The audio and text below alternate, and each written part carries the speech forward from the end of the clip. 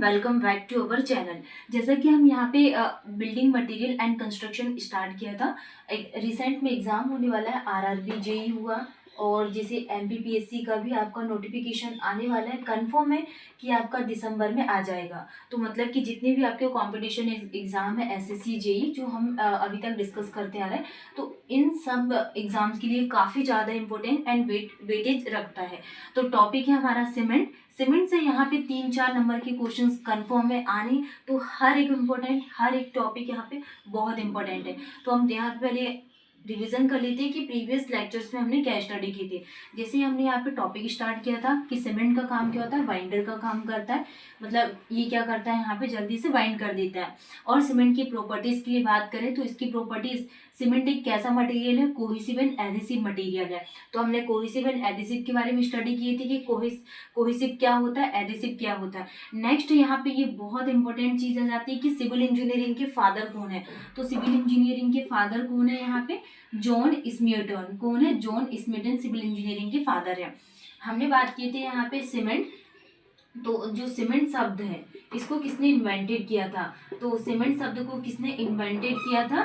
तो invented by Joseph एस्पेडिन ने। किसने? जोसेफ एस्पेडिन ने क्या किया था, इसको इन्वेंटेड किए थे। ये यूके के रहने वाले थे। 1824 यूके इंग्लैंड को, और इन्होंने बताया था पोर्टलैंड सीमेंट के बारे में बताया था कि इसके कलर कैसा होता है, ठीक है, एंड इसकी प्रॉपर्टीज के बारे में डिस्क्राइब किए थे। नेक्स्ट हम यहाँ पे इसके डेंसिटी के लिए बात करें कि डेंसिटी होती क्या है। तो मास अपॉन वॉल्यूम को हम क्या कहते हैं, डेंसिटी। एंड इसकी यूनिट क्या होती है, मास होता है केजी में और वॉल्यूम किस में होता है, क्यूबिक मीटर में। तो सीमेंट की डेंसिटी क्या बन जाती है यहाँ पे, 1440 केजी पर क्यूबिक मीटर में। आपको एग्जाम में किस में कंफ्यूज करता है, ये यूनिट्स में कंफ्यूज करता है। न्यूटन पर क्यूबिक मीटर दे देगा, केजी पर क्यूबिक मीटर में। तो खासकर आपको इन चीजों में ध्यान रखना है, ठीक है। नेक्स्ट हम बात करें कि एल्यूमिनियम सल्फेट क्या होता है। एल्यूमिनियम सल्फेट होता क्या है, Al2SO4। तो एल्यूमिनियम सल्फेट को हम जैसे ही सीमेंट में मिक्स करता है तो ये क्या करता है, क्विक सेटिंग का काम करता है। क्विकली क्या करता है, सीमेंट को सेट कर देता है।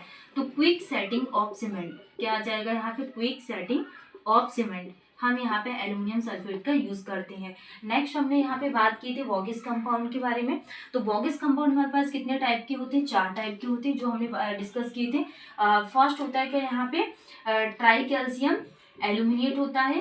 ट्राई कैल्शियम एल्यूमिनेट के बाद try calcium aluminate, die calcium silicate, try calcium silicate, और क्या होता है, टेट्रा कैल्शियम एल्यूमिनो फेराइड। तो ये हमने 4 इंपॉर्टेंट टॉपिक पढ़े थे जो बहुत इंपॉर्टेंट है, वो भी हम लोग बात कर लेंगे। तो एक हम यहाँ पे ट्रिक से समझते हैं जो हमने कल भी डिस्कस किए थे। मैं आपका रिवीजन करवा रही हूँ।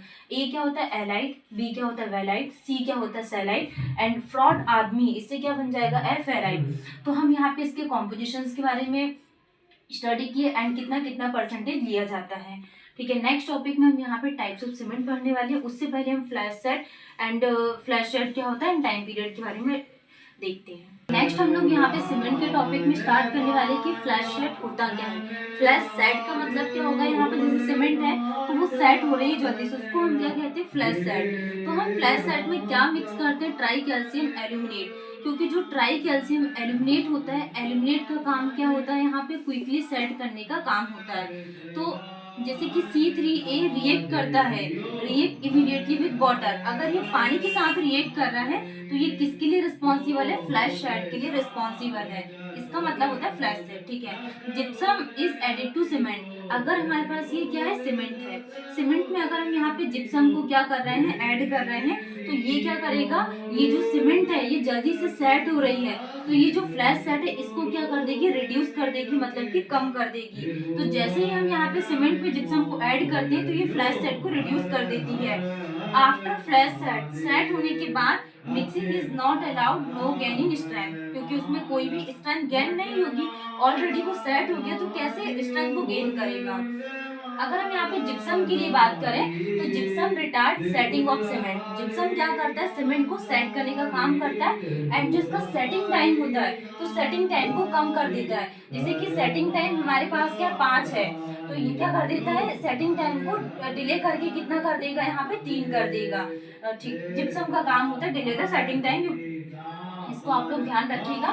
क्वेश्चंस में एग्जाम में डायरेक्टली क्वेश्चन पूछ लेगा कि जिप्सम का क्या काम है, सेटिंग टाइम को इंक्रीज करता है, डिक्रीज करता है, तो क्या करता है, डिले करता है। ठीक है, gypsum is usually mix with clinkers. Clinkers क्या होते हैं, जो फाइन पार्टिकल्स होते हैं वो। तो जिप्सम को जैसे ही हम यहाँ पे क्लिंकर्स के साथ यूज करते हैं at the time of final grinding, तो क्या होता है ये, मतलब कि फाइनल ग्राइंडिंग का काम करता है। अगर एक्सेस अमाउंट में हमने जिप्सम को लिया, excess gypsum makes cement unsound, तो ये सीमेंट को कैसा बनाता है, अनसाउंड बनाता है। Gypsum added to clinker should not be greater than, तो जैसे ही यहाँ पे जिप्सम को क्लिंकर्स में ऐड करते हैं तो ये क्या होता है, should not be greater then 2.5 से 3%, 2.5 से 3%। ठीक है, इससे ज्यादा नहीं होना चाहिए।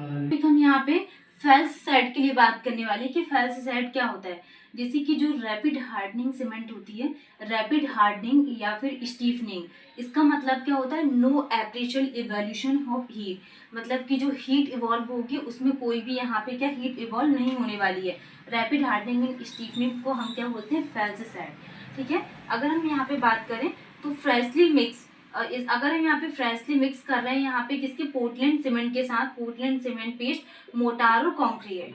अगर हम इसकी बात करें यहाँ पे प्रॉपर्टीज, ड्राई प्रोसेस प्रॉपर्टीज क्या है, टेम्परेचर रेंज कितना लिया जाता है सीमेंट में, ड्राई प्रोसेस के लिए क्या टेम्परेचर है, एंड वेट प्रोसेस के लिए कितना टेम्परेचर लिया जाता है। जैसे हमने यहाँ पे कल इसके बारे में स्टडी किए थे कि जैसे सीमेंट है, सीमेंट का जो टेम्परेचर रेंज लिया जाता है ड्राई प्रोसेस में वो 1400 से लेके 1500 डिग्री सेल्सियस लिया जाता है, एंड वेट प्रोसेस में हम क्या टेम्परेचर रेंज रखते हैं, 1500 से लेके 1600 तक। ठीक है, नेक्स्ट हमने यहाँ पे जिप्सम के लिए बात की थी कि जिप्सम यहाँ पे कितना लिया जाता है, तो 2 से कितना 3% लिया जाता है, और वेट प्रोसेस में कितना लिया जाता है, 3% यहाँ पे जिप्सम लिया जाता है। नेक्स्ट हम यहाँ पे हीट ऑफ हाइड्रेशन के लिए बात करें कि हीट ऑफ हाइड्रेशन क्या होता है, तो अगर पूछ लेगा तो इसमें C4AF is greater than C3A greater than C3S and C2S। Next हम यहाँ पे जो हीट इवोल्यूशन होता है उसके लिए इसके रेट ऑफ हाइड्रेशन के लिए बात करें, सॉरी हीट इवोल्यूशन के लिए, तो एल्यूमिनेट ज्यादा रहता है, फिर सिलिकेट आता है, उसके बाद एल्यूमिनोफेराइड, देन उसके बाद क्या आता है, dicalcium silicate, C3A greater than C3S greater than C4AF greater than C2S। And now अडेज हम क्या यूज करते हैं, ये ड्राई प्रोसेस का यूज करते हैं 1400 से 1500 डिग्री सेल्सियस के बारे में।